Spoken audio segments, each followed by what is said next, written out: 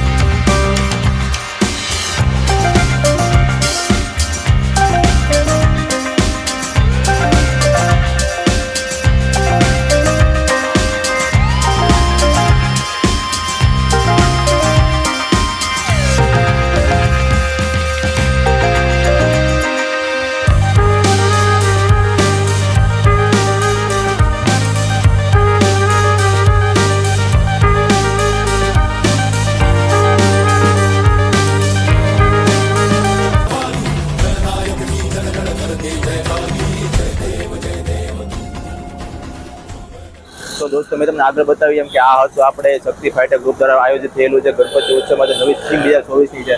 એનું પ્રદર્શન તમને કેવું લાગ્યું છે? જો સારું લાગ્યું હોય તો કોમેન્ટમાં ગણપતિ બાપા મોરિયા લખો ના ભૂલતા. અને આપણે જોઈએ એમ કે શક્તિ ગ્રુપ દ્વારા ઘણા વર્ષોથી નવા અલગ અલગ થીમ સાથે બનાવવામાં આવે છે. લાસ્ટ ટાઈમ 2023માં જે આપણે કહેવાય કે રામાયણ ઉપર જે થીમ બનાવેલું હતું અને આ વખતે જે પર્યાવરણનું જતન કરવાનું હોય એ રીતે જે ચાલતા એનિમલ હોય એવું અલગ અલગ 3D ટાઈપના એનિમલ્સ બનાવેલા છે અને થીમ પણ એ ટાઈપનું બનાવેલું છે. એકદમ નેચર કહેવાય ને એ ટાઈપનું. તો તમને વિડીયો કેવો લાગ્યો કોમેન્ટ કરજો અને જય ગણપતિ બાપા.